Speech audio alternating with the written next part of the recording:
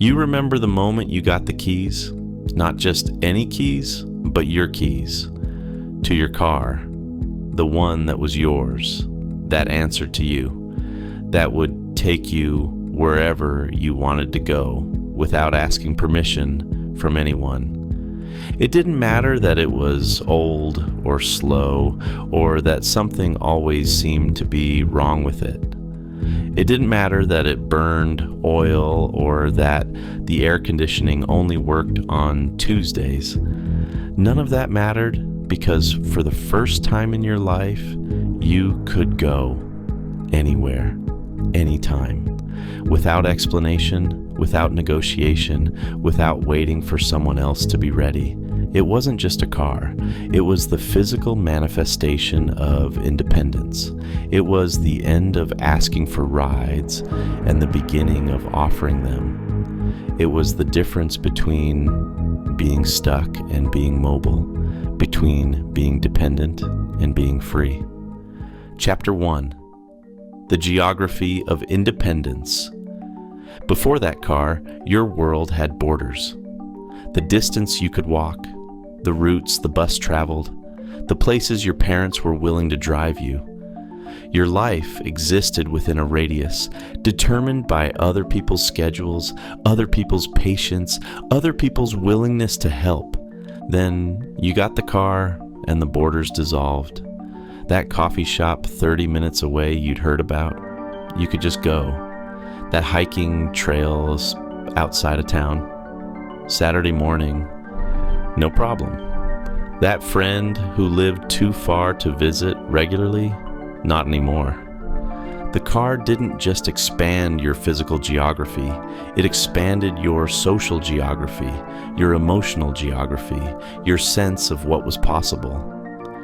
Every tank of gas was a map of potential destinations. Every set of keys was permission you gave yourself to exist beyond the limitations that had defined you. You started taking drives for no reason, not to get somewhere, but just to go, to feel the power of movement for its own sake, to remind yourself that you could point the car in any direction and just follow that line until you decided to stop. The destination didn't matter. The departure did. Chapter 2: The Sovereignty of Solitude. The car gave you something you'd never really had before: complete privacy in motion. A space that was entirely yours, that moved through the world at your command, where nobody could reach you unless you let them. When life got heavy, when family felt suffocating, when social obligations became exhausting, you had somewhere to go. Not a physical destination, but a moving sanctuary. You'd get in the car and drive, letting the rhythm of the road untangle whatever was twisted in your head. The car was the only place where you could be completely alone without being lonely, where you could think without interruption, feel without judgment, exist without performance. It was a cocoon that traveled, a room that moved, a space between spaces where you could process life at your own pace.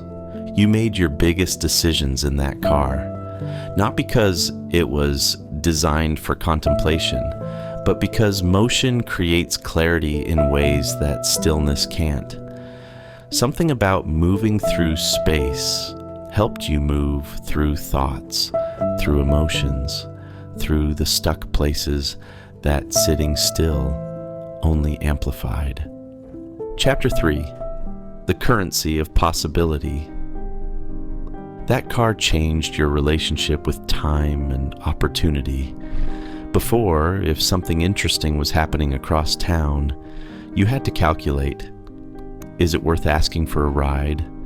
Is someone available? Is it important enough to justify the favor? Every opportunity came with the friction of logistics, the cost of coordination, the burden of dependence. After, the calculation simplified to, do I want to go? If yes, go.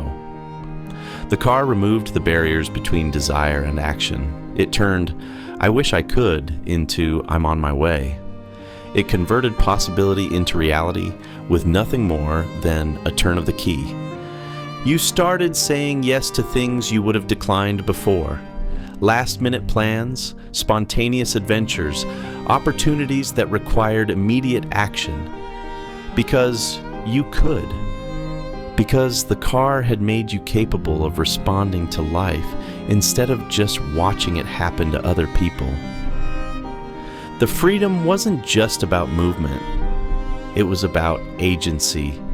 About being able to act on your impulses, follow your curiosity, chase your interests without needing anyone's approval or assistance.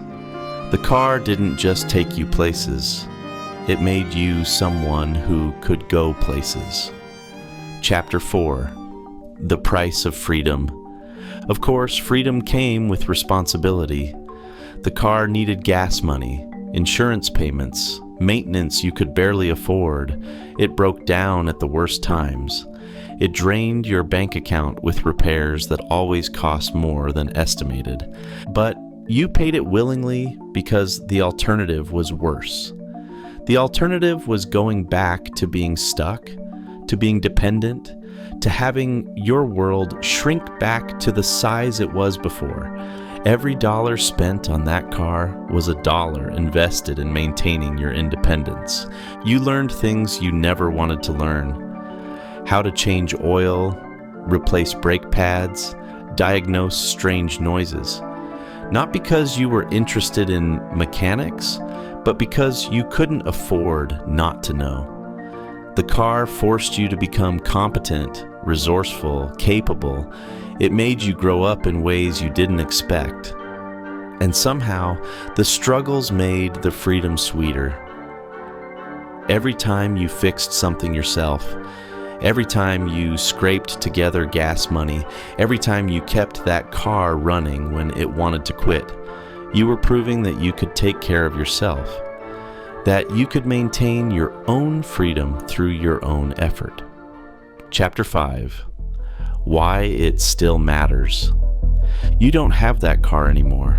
It's been years, maybe decades.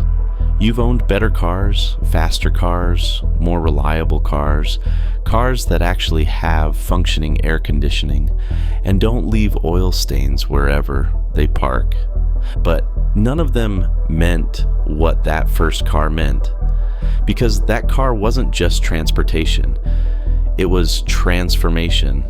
It was the vehicle that carried you from dependence to independence, from childhood to adulthood, from being acted upon to acting for yourself. That car gave you something you'll carry forever, the knowledge of what freedom feels like. Not freedom as an abstract concept, but freedom as a lived experience. The feeling of being able to go, to choose, to act without asking permission or explaining yourself. Every car you've owned since has been measured against that standard. Not in terms of performance or comfort, but in terms of what it enables, what it makes possible, what version of yourself it allows you to be. Because that's what the best cars do. They don't just move your body from place to place. They move your life forward. They expand your sense of what's possible. They give you the means to become who you're trying to be. It wasn't just a car, it was the tool that built your independence.